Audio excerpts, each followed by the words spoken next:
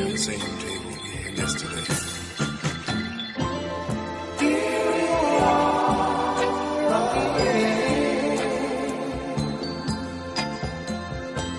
Sipping our drinks just like I feel like we can't escape that we live in this world. And I feel like sometimes the readings we do, it's like they're not in this world. And it's funny because they would say that I'm not in this world. You're not in touch with reality or something. No, but you're really not. Because your idealized world is nice, but it's not what actually happens outside of your notebook. People are wild and we're chasing money. We're chasing this wealth. Whether you think it's immoral or not, it's happening.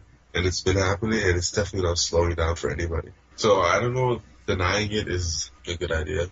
Accepting it fully is not a good idea, but for something this big and this important, I think it's one of the best ways to do it is, I think, would be to accumulate money. Try not to lose your way on the way. and then try to make change. Or try to make change while you're getting the money.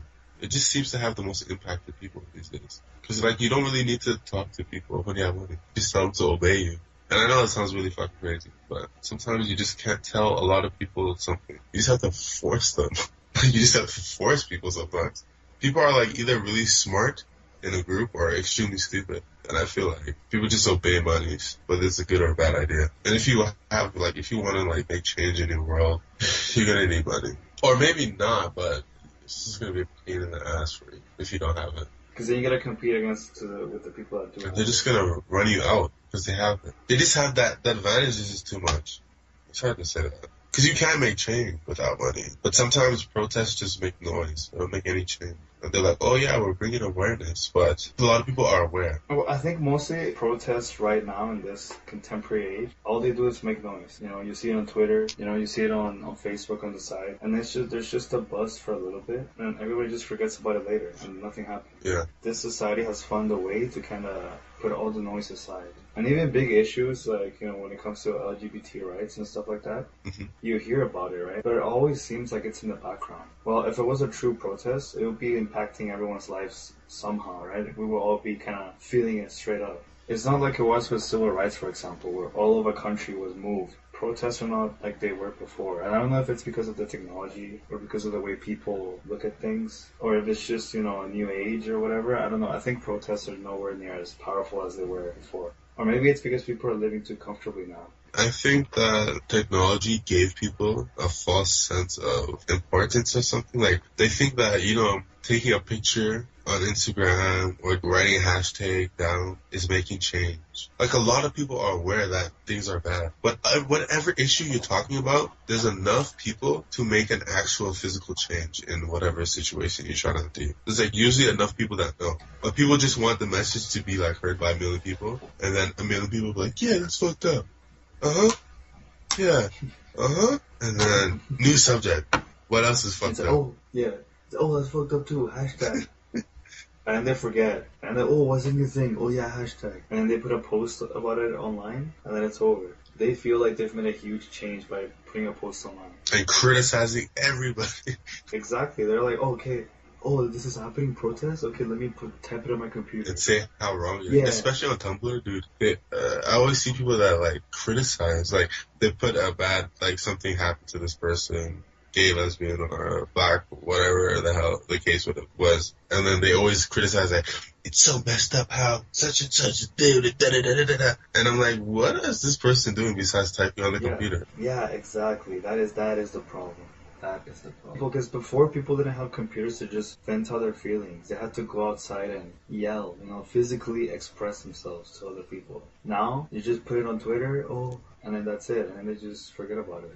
You know, if there was some issue, people would have to go outside and actually get together and rally. Now, people think they're posting on Twitter, they're making a difference when that's not the case at all. It's just like a buzz. People just want to get their daily dose of whatever's happening and then move on to the next thing. But before, if you actually had an issue, it wasn't a daily thing. It was an issue that you focused for months or for years. It was something you actually dedicated your time to. Now it's just for a couple minutes. You look at it on Facebook or something, you know, a couple seconds of your time to it, and that's it. Yeah. Well, before you wrote the posters, you know, you got together with your clique, and you went out and broke the glass, or But people are doing protests, though. People are doing protests, but they just seem so. Yeah, they seem quiet. They're just. I feel like they're useless. It's just a bunch of people screaming, and I understand the purpose of it. Right now, there has to be more. There has to be more than just yelling on the street, because I feel like people in authority, they're just like, okay, yeah, just let them yell, whatever. And if they act up, we'll beat them up. Like, we just attack them. And then they'll shut. And it's what happens, though. Yeah, it's just to keep people controlled. But I'm no better. Like, what am I doing? I don't know. How would you get the change? What kind of change are you looking for? You want to change legislation? I think that's what the majority of these people are trying to do. Change, like, laws. I honestly believe that there's enough time in the day to do a lot of things. Even if you're working 8 hours a day, there's a lot time we dedicate to bullshit. Yeah, dude, we waste so much of our time. Oh, but I want my TV show time. I want my whatever time, my rest time, my this time. Like, even if you're working, and obviously people work hard as fuck, people aren't that busy. I swear to God, the majority of people are not that fucking busy. They're just lazy. Yeah, a lot of people, it's in class, Mm-hmm. right? A lot of people are always talking about how extremely busy they are. And I don't know if that's... Okay. I mean, I don't know. I'm not in their shoes, right? But I've met quite a bit of people. And when we actually examine their life, they're actually not that crazy busy, right? In comparison. I've only met one person that was truly busy. Okay, she actually had no time. I know, but then I think it's not so much how busy you are; it's how you spend your leisure. Oh yeah, that's what Yeah, because people are just like, oh yeah, okay, I'm done doing all this stuff. Time to watch Netflix. Yeah, I need my Netflix time, my free time. They want a lazy free time. You know what I mean? Yeah. You can have free time and still work hard. Yeah, you can have leisure, like relaxing time, and still get something done. Mm-hmm. You can still improve yourself in that time. Somehow. But it's really hard because of the influence, man. It's really hard. It's obviously hard. That's why nobody really makes it. Yeah, it's why nobody really does it except for very few. I guess they have done something really special, though. This world is like... It has such a strange way of just taking you. I don't even know how to explain that. The world, the way it is, like, has a way of just taking you and holding you there, and you're trying to escape. You might jiggle a little bit, but you're still, like, chasing your money. You gotta pay for shit. You're still trying to like, look good, buy clothing. Mm-hmm. Still trying to do something. You need to find a job. You need to have a good house. You need all these things. You think you need all these things, and then when there's something bad happens, it's like, me, this one person. How the hell am I supposed to change it? Whatever. I know for us it's kind of hard because, like you said, we're just wiggling. When you want something the baddest, when you want something the most, that's the moment. The moment you take action is the moment you wanted something the most. It doesn't matter how enlightened you think you are, how conscious you think you are, how confident, brave, whatever. If you just think about it your whole life, you never wanted it that bad.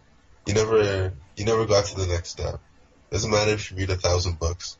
You just continue to be a part of the group, a part of the public. If you read 1,000 books and just walk around like you're better than everybody, or you're more enlightened and you don't do anything, then you're really not. Because you are aware and you still couldn't get out. You might even be worse.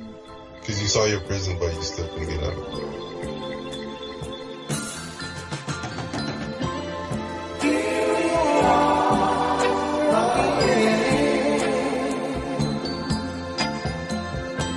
Sipping our drinks just like